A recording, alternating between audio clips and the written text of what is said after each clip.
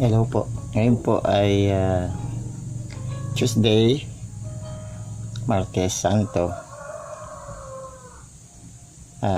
Magandang araw po sa inyong lahat. Purihin ng Panginoon. Ngayon lang po ako gumawa ng video na ganito. Gusto ko po munang batiin ang lahat ng siyempre makakapanood dito sa ating lahat na mga dumaranas ng COVID-19. Magandang Martes Santo po sa ating lahat. Magandang araw sa ating mga kapatiran dito sa Ilocos Norte, sa Batak Sentro, sa mga believers, sa mga taga Nagbakalan. Magandang araw po sa inyong lahat. Pasensya na po doon sa nakayanan nating relief goods na natanggap. Huwag po kayo mag-alala, meron pa po kung kasunod dyan. Medyo itiisip pa lang po natin kung paano natin magagawa, since dito po sa Palpalikong isang beses na lang po pwedeng lumabas, kaya napakahirap pong mamili kasi yung mga groceries na gusto natin bilhin sa mga grocery store hindi naman po ina-allowed kasi bawal pong bumili ng marami, may limitado lang po ang pwedeng bilhin. At saka siyempre po hindi po pwedeng makalabas ng higit pa sa isa dahil sa pinatutupad ng ating mga barangay officials. So hintay lang po tayo, may kasunod pa po yan. At ngayon po kaya po ako nag video na gusto ko lang pong ibahagi sa ating lahat, sa mga tao na makakapanood ng video na ito, ang siyempre higit po sa lahat ang mensahe ng Panginoon Diyos. At lagyan po natin ng pamagat yung mensahe na ito na ano po ang mensahe ng Diyos? Ano po ang mensahe ng Diyos? Kung bakit mayroong ganito na COVID-19, no?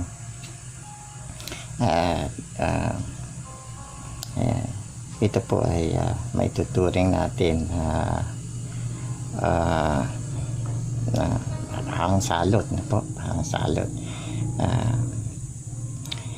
Maiksi lang po ito, hindi ko na po lalagyan ng mga citas, mga verses sa Bible. Doon po sa mga genuine and strong Christian, alam po ito, alam niyo na po ito. At maaari pong maalala ninyo ang mga itinuro. Time now is 10:00 a.m. Pastor Ray pause. Mga hindi po pamilyar sa salita ng Diyos, sana po makatulong sa ating pag-iisip, sa ating meditation ang mensahe na ito. Ang pamagat po bakit po may COVID-19? Bakit ganito? Ano ang mensahe ng Diyos sa atin? Okay. So, una po. Pastor Ray, you have notification. Facebook, Batak Grace, Ray A. Pause posted something new. Okay.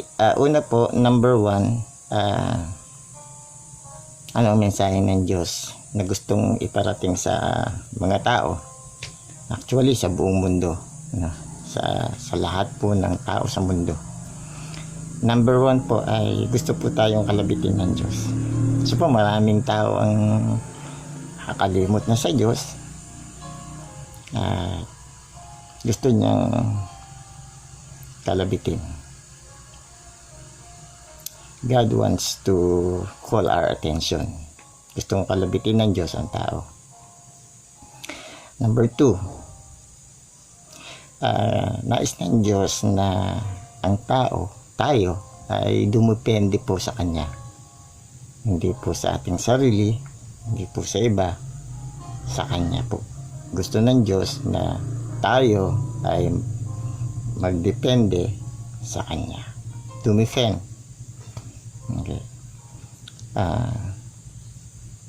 Kasi may marami pong tao sa kanyang sarili nagtitiwala. Kaya niyang gawin to, kaya niyang gawin yun, hindi niya kailangan ng Diyos. Yan po ang isang gustong sabihin ng Diyos sa tao, sa sangkatauhan. Depend only sa Kanya.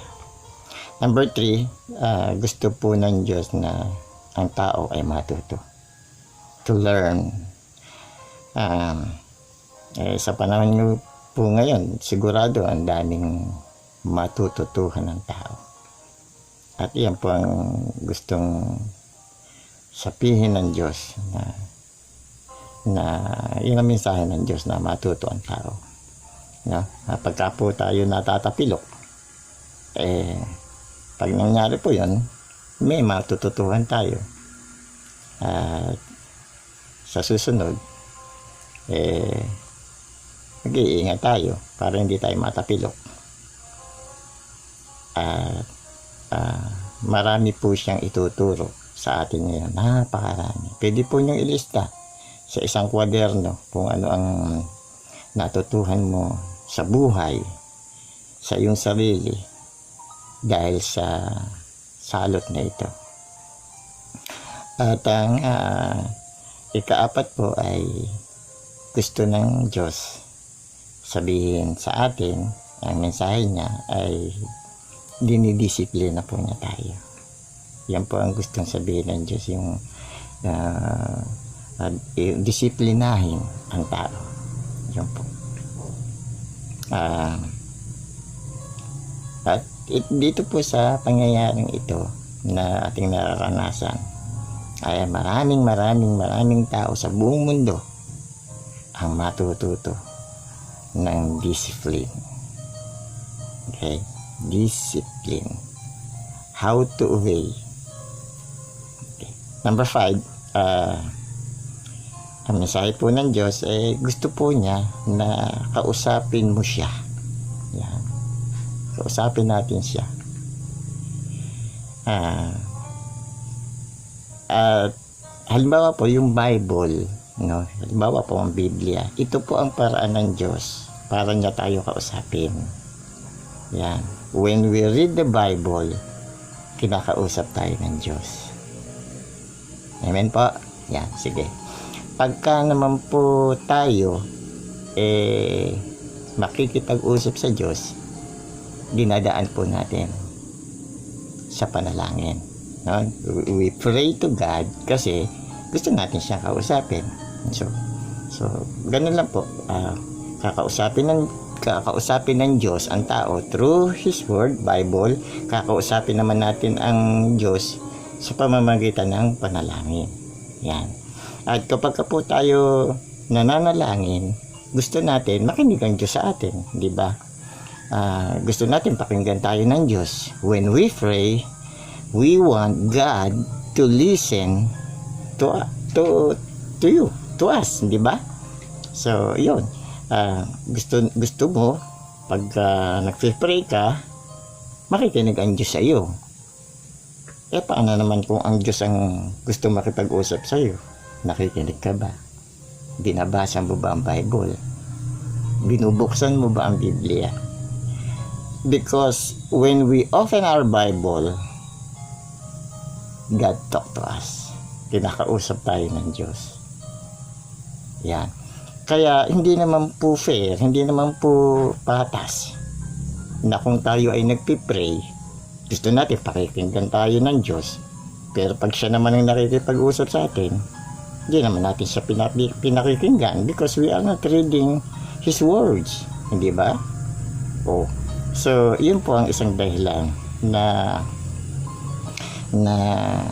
kaya may COVID-19 gusto ng Diyos, kausapin mo siya.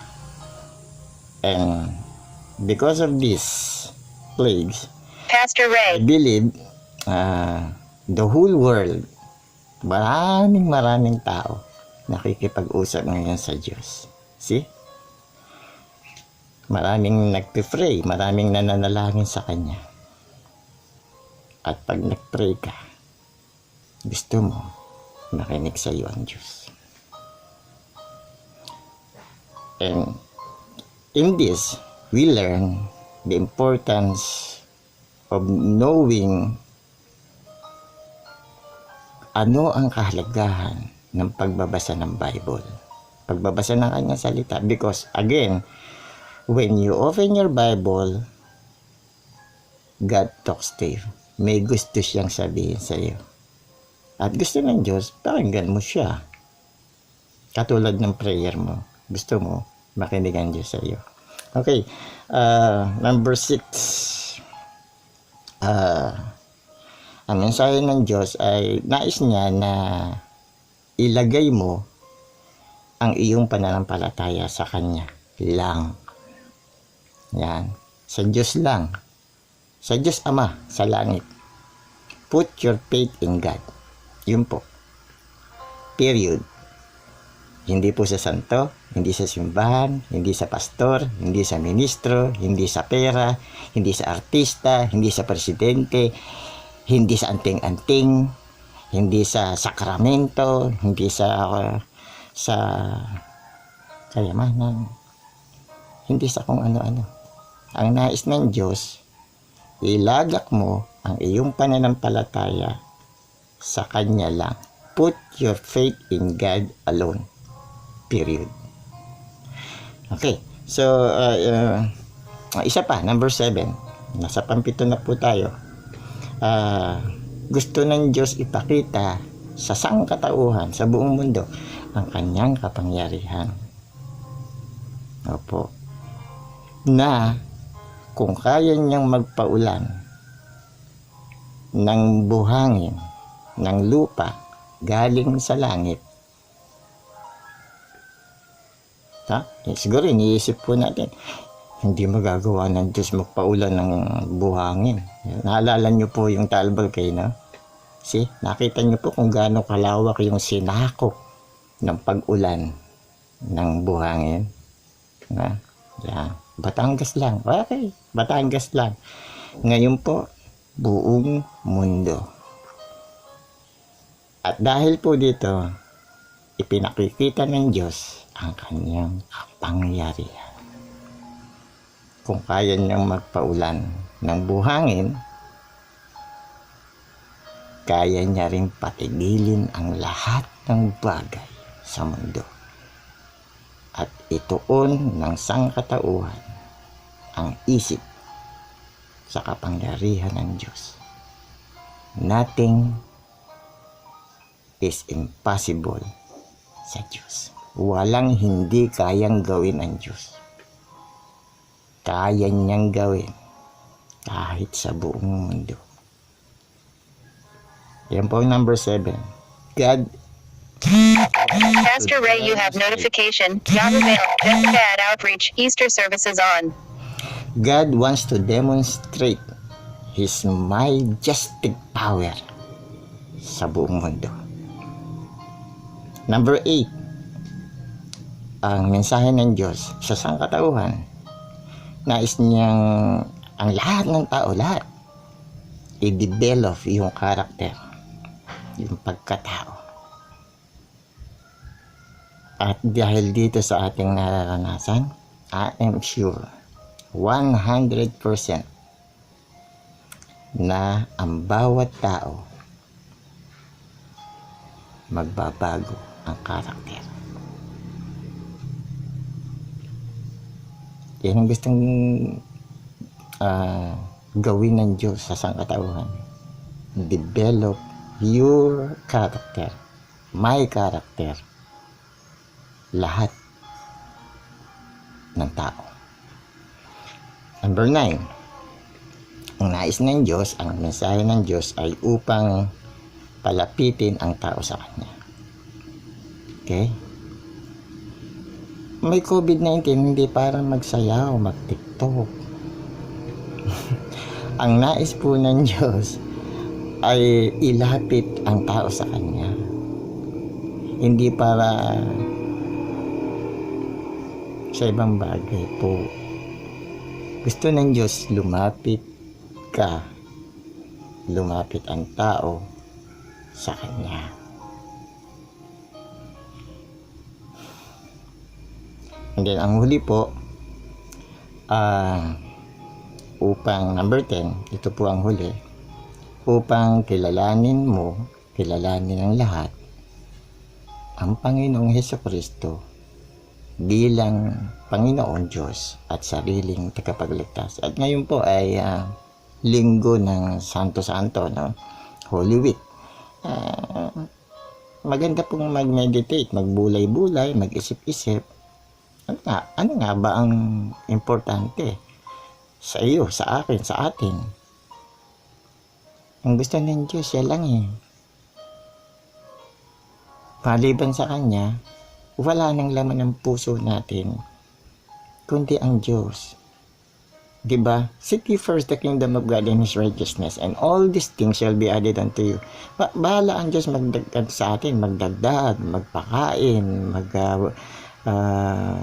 bumuhay. Gusto ng Panginoon Diyos na kilalanin natin ang Panginoong Hesukristo. Kaya nga po mayroong Holy Week. Kaya nga po mayroong ganitong panahon. Dahil sa kamatayan ng Panginoong Hesukristo sa krus. At ang nais ng Panginoon ay kilalanin natin ang kanyang bugtong na anak, si Hesukristo, bilang ating Diyos, bilang ating Panginoon at tagapagligtas. Nililigtas na po tayo kasi po makasalanan nga po tayo eh. At maliban sa pagkilala natin at pagtanggap sa kanyang bugtong na anak na si Hesukristo na namatay sa krus, magsisi tayo at manalangin tayo na tanggapin ang Panginoong Hesus sa ating puso, sa ating buhay bilang tagapagligtas. At pagkatapos po, mamuhay po tayo ayon sa kanyang salita at mamuhay po tayo ayon sa kanyang kalooban. Hindi naman po natin malalaman ang kalooban ng Diyos unless we open our Bible, buksan natin ang kanyang salita at basahin natin at mamuhay tayo according to God's words. At yan po ang nais niya. Pinupukaw po ng Diyos ang buong mundo, ang siyang katauhan patungo sa Kanya upang kilalanin natin ang Panginoong Hesus bilang ating Panginoon at tagapagligtas. Okay. Let me pray po. Pagkatapos ko po mag-pray, i-close ko na po ito.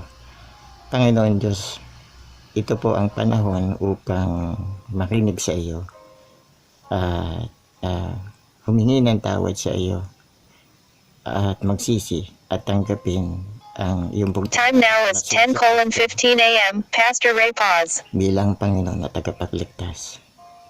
Patawarin mo po kami, patawarin mo po ako sa aking mga kasalanan. At sa oras pong ito ay tinatanggap po kita bilang aking Panginoon at sariling tagapagligtas.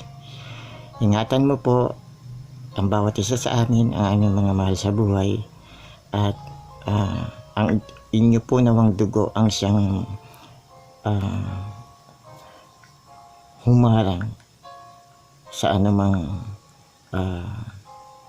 kapahamakan na nangyayari ngayon sa buong mundo. Ingatan mo po ang bawat isa na nakapanood at manonood ng video na ito. Kinikilala ko po namin bilang Diyos na makapangyarihan sa lahat. Ito po ang aming dalangin sa pangalan ni Jesus. Amen. Okay.